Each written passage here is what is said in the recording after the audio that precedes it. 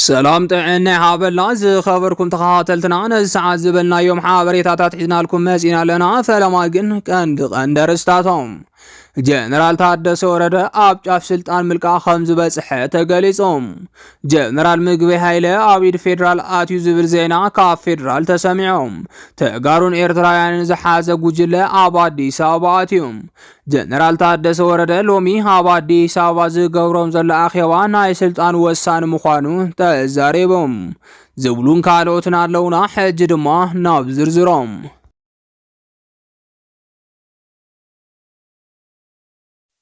جنرال ታደሰ ወረደ ኣብ ጫፍ ስልጣን ምልቃ ከም ዝበጽሐ ተገሊጾም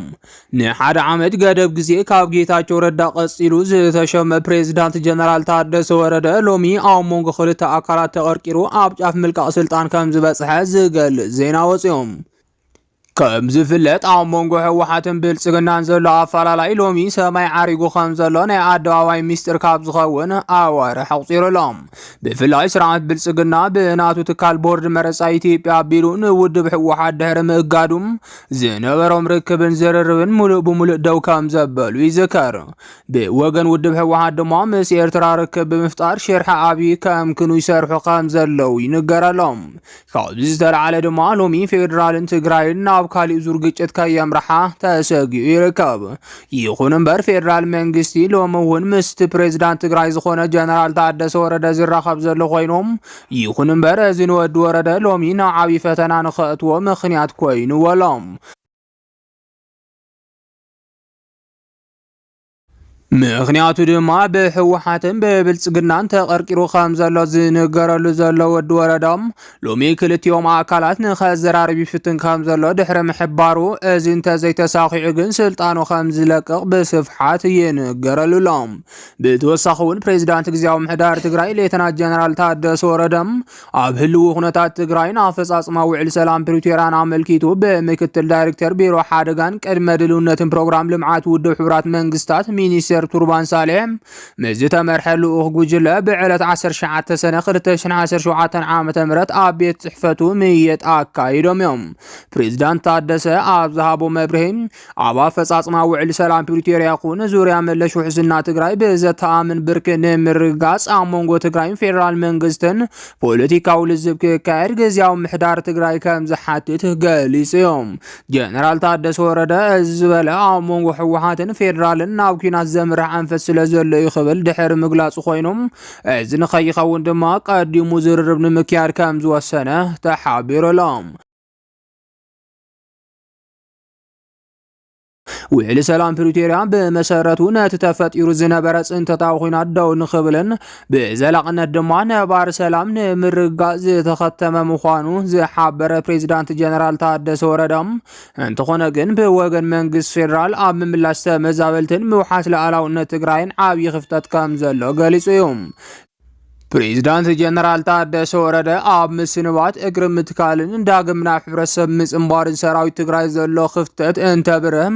እቶም ዝሰናበቱ ዘለው ዛጊት ናብ ሕብረተሰቦም ዳግማይ ንኽሕወሱ ዝሕግዝ ገንዘብ እምበር መትከል እግሪ ገንዘብ ከም ዘይረኸቡ ኣብሪሂሎም ኣብዚ ዓብዪ ፀገም ኮይኑ ዘሎ ድማ ዝተሰናበቱ ተጋደልቲ እግሪ መትከል ሓገዝ ምሃብ እንትኾን እዚ ድማ ማሕበረሰብ ዓለም ብመሰረት ዝኣተወ ቃል ክፍጽም ከም ዝግባእ ፕሬዝዳንት ጀነራል ታደሰ ወረደ ገሊጾም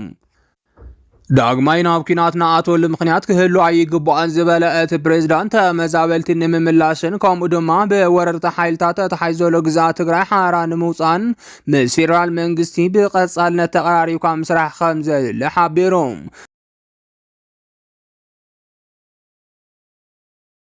ፕሬዝዳንት ጀነራል ታደሰ ወረደ ከም ዝበሎም ምስ ቀዳማይ ሚኒስትር ኣብይ ኣሕመድ ኣብ ቀጻሊ ተራኺቦም ኣብዘን ኣጀንዳታት ብቐዳምነት ሂቦም ከም ዝትዩ ሓቢሩሎም ፕሬዝዳንት ጀነራል ታደሰ ወረደ ቦርድ መረፃ ኢትዮጵያ ኣብ ልዕሊ ውድብ ህወሓት ዝሃቦ ካብ ፖለቲካ ፓርትነት ናይ ምስራዝ ብይንን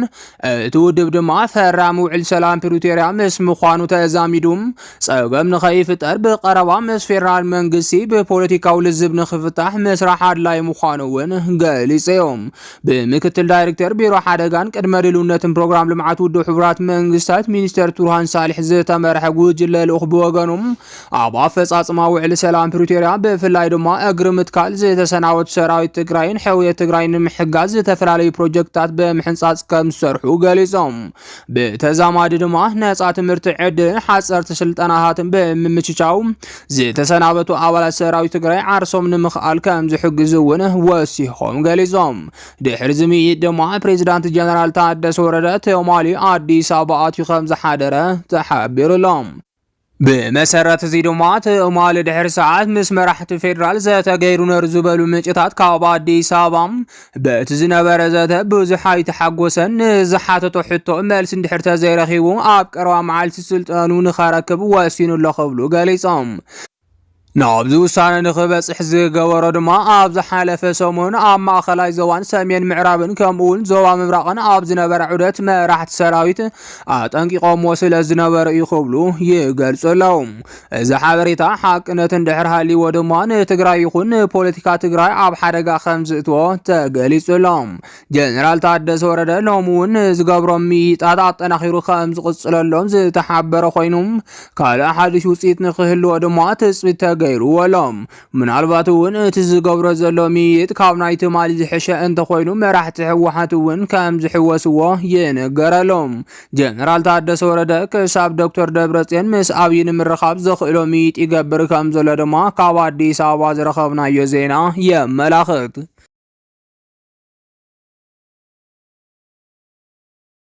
ጀነራል ምግበይ ኃይለ አብኢድ ፌደራል አትዩ ዝብል ዜና ካብ ፌደራል መንግስት ተሰሚዖም ፌደራል መንግስቲ ንጀጋኑ አመራር ሰራዊት ትግራይ ንምጥቃዕ ምንቅስቃስ ከም ዘሎ ዝገልጽ ዜና ወፂኦም ፌደራል መንግስቲ ኣብ ትሕጂ ሰዓት አመራር ሰራዊት ትግራይ ምኽንያት ፈጢሩ ሓደጋ ከብጽሕሎም ወይ ድማ ዕላው ዝኾነ ስጉምቲ ክወስደሎም ትልሚ ከም ዘለዎ ዝገልጽ ዜና ተቃሊሖም ከም ዝፍለጥ ፌደራል መንግስቲ ኣብ ትሕጂ ሰዓት ኣብ ልዕሊ ሰራዊት ትግራይ ዝተለሞ ሽርሒ ኣጠናኺሩ ከም قصلن كبتنوم كم زحاسبن እንዳተቃለሐ ይርከብ ነዚ ከተአጉል ይኽእል የሚሉ ዘሐሰዎም ጀነራል ድማ ቀዲሙን ምእሰር ወይ ድማ ካብ ሀገር ክስደዱ ምግባር ቀንዲ ዕላምኡ ከም ዝኾነ ይሕበራሎም ነዝን ምስቃዕ ይሕግዙ እዮም ዝበሎም ኩሎም ንጥፈታት ድማ አቀዲሙ ኣብ ምፍጻም ከም ዘሎ ዝወጽ ዘሎ ዜናታት ይሕብሮም ብፍላይ ከም ጀነራል ምግበይ ዝበሉ አመራር ሰራዊት ትግራይ ናይ ፌደራል ላዕለዋይ ፍርድ ቤት መእሰር ትእዛዝ ከውጽሉ በፌደራል መንግስት ኾነ ተባሂሉ አንፈት ከም ዝተቀመጠ ይሕብራሎም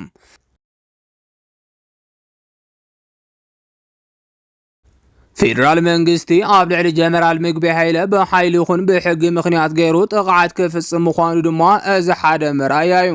ከም ዝፍለጥ ቀድሚ ሕዚ እውን ሓደ መግለጺ ኣብ ልዕሊ ጀነራል ምግበይ ተዋሂቡ ምንባሩ ዝዝከር እዮም እቲ መግለጽ ድማ ጀነራል ምግበይ ኃይለ ኣብ ክልል ኣምሓራ ዝካየዱ ዘለው ውግኣት ሙሉእ ብሙሉእ ይመርሖ ከም ዘሎ ዝሕብር ምዃኑ ንምርዳእ ዝገልጽ እዮም ብብርጋዴር ጀነራል ምግበይ ኃይለን ተሓባብርቱን ብምውዳብን ኣጆኻ ባህላይነትን ወፍሪ ሓድነት ብዝብል ስያሜ ኣብ ዝተፈላለዩ ዞባታትን ወረዳታትን ክልል ኣምሓራ ትንኮያ ንምፍጻም ኣብ ልዕሊ ዝተፈተነ ጽንፈኛ ጉጅለ ስጉምቲ ከም ዝተወሰደ ሰራዊት ምክልኻል ዝብል ትካል እቲ ሃገር ኣፍሊጡ ምንባሩ ይዝከር እቲ መግለጺ እንትቕጽል ብርጋዴር ጀነራል ምግበይ ዕድመ ልክዑ ኣብ ታሪኹ ጎንጽና ጾመቐም ህዝቢ ትግራይ ናብ ኩናት ብምእታው ብዘይ ዝኾነ ወተሃደራዊ ፍልጠት መናእሰይ ናብሓዊ ብምእታው ናይ ምውዳእ ታሪኽ ዘለዎ ጸረ ሰላምን ጸረ ልምዓትን ዘሰጉም ኢሉ ኣብ ማሕበራዊ ሚድያ ዘርጊሕዎ እዩ ውግእ ኸቢድዎ ዝሃደመ መንእሰይ ንምንታይ ሃዲምካ ብዝብል ሰበብ ጅምላ ናይ ምርሻ ልምዲ ዘለዎን ብዘይፍልጠት ደም መናእሰይ ትግራይ እናመጠጠ ጸኒሐ ከም ዝኾነን እንታይ ኣኸሎም ሕዚ ድማ መራሕቲ ኢና ብዝብሉ ጽንፈኛ ቢሉ ደላይ ሰላም መናእሰይ ኣምሓራ ህይወት ንምቕጣፍ ምንቅስቃስ ምጅማሩ ተፈሊጡ ለይብል እቲ ቅድሚ ሕዚ ዝወፀ መግለጺ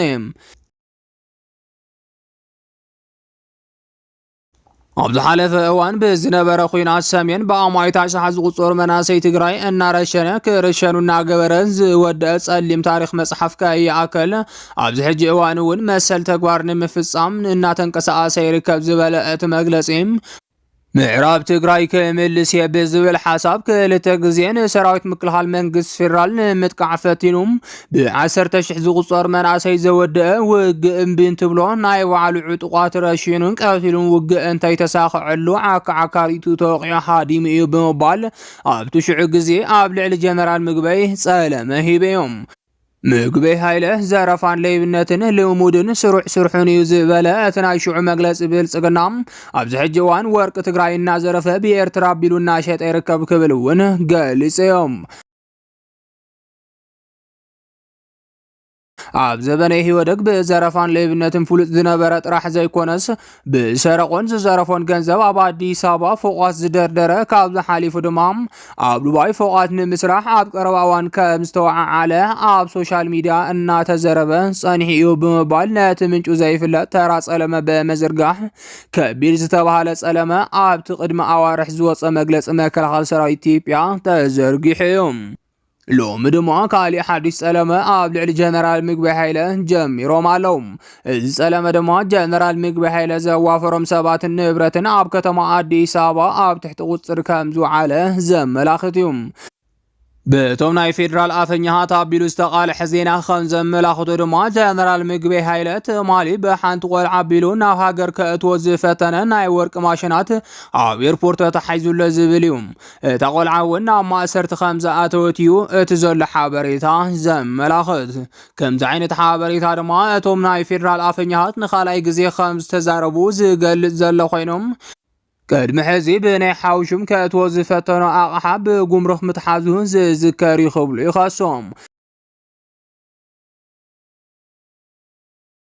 ብተወሳኺ እውን ሎሚ ካልእ ዘሰንብር ዜና ካብ አዲስ አበባ እንዳተሰምዐ ምህላው ይሕበር ኣሎ።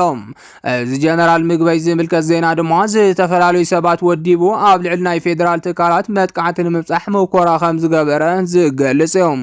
ናይ ፌደራል መንግስቲ ኣካላት ከም ዝሓበርዎም ንጹሃት መናእሰይ ተጋሩን ኤርትራውያንን ብምእሳር ብጀነራል ምግበይ ተልእኮ ተዋሂብዎን አዲስ አበባ ማእኸል ዕግርግር ንምግባር እንትትልሞም ኣብ ትሕቲ ቁፅር ኣውዒልናዮም ክብሉ ገሊጾም ኣለዎም።